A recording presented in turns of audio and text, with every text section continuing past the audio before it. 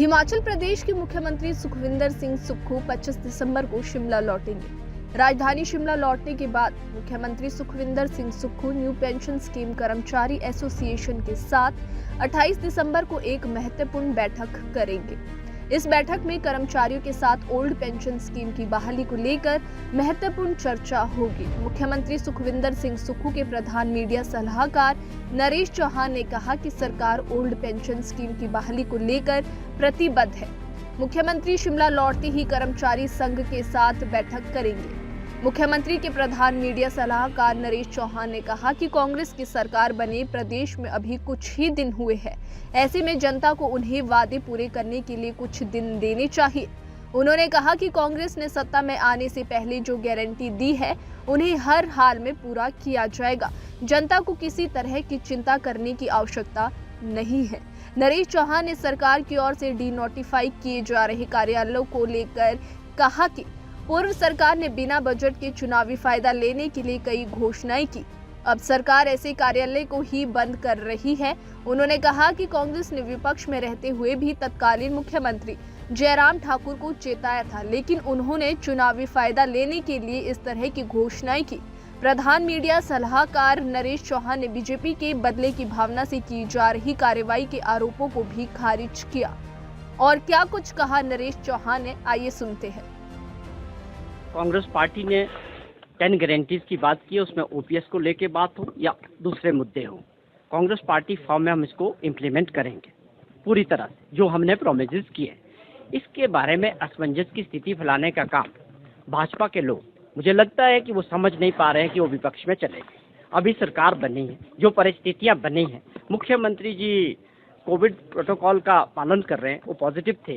24 तारीख को उनका जो है वो खत्म होगा। उसके बाद अगली परिस्थितियां जो डिले हो गई थी, 3 दिन का सेशन था और कैबिनेट का जो स्वरूप बनना था, वो सारी बातें थोड़ी आगे जरूर गई है। लेकिन किसी प्रकार का कोई भ्रम नहीं होना चाहिए। जहां तक आपका सवाल था कि जो डिनोटिफाई किए गए, पिछली सरकार ने 4.5 साल तक पिछली सरकार के जो मुख्यमंत्री थे और सरकार कुछ करे नहीं। इसका जो रिजल्ट था, आपने बाई इलेक्शंस में देखा कि पूरी तरह से 4 सीटें वो सरकार हार चुकी थी और एक लोगों का जो मूड था, एक फेलियर चीफ मिनिस्टर उसको चला रहे थे। तो उन्होंने क्या किया कि लास्ट के 3-4 महीनों में 900 कुछ ऐसे इंस्टीट्यूट्स खोल दिए बिना किसी फाइनेंशियल प्रोविजन के। कोई फाइनेंशियल प्रोविजन नहीं, कोई इंफ्रास्ट्रक्चर नहीं, कोई स्टाफ नहीं, केवल वो जो मंशा थी पिछली सरकार की और मुख्यमंत्री जी, वो साफ थी कि वोट बैंक की जो राजनीति की गई थी। हमारी सरकार ने उसको रिव्यू करने के बाद उसमें से काफ़ी सारी चीज़ें जो है डी-नोटिफाई की। उसके पीछे सोच बड़ी साफ थी कि माननीय मुख्यमंत्री जी ने एक बात को समझा और पूरे उनके साथ जो लोग बैठे थे कि पिछली सरकार ने केवल वोट राजनीति की है और एक गलत फैसला किया। हम गलत फैसले को कंटिन्यू आगे नहीं कर सकते। ये प्रदेश के लोगों का सवाल है, 75 लाख लोगों पे बोझ डालने का सवाल है। गलत फैसले को कंटिन्यू नहीं किया, लेकिन एक संदेश बड़ा साफ है मुख्यमंत्री जी का कि जहां पर मेरिट के आधार पे इन इंस्टीट्यूशंस को दोबारा से नोटिफाई करने की आवश्यकता होगी, उसको मैं खुद देखूंगा और वो करेंगे। और बहुत सारे ऐसे एग्जाम्पल्स भी हैं जो अभी जिसको डी-नोटिफाई नहीं किया गया।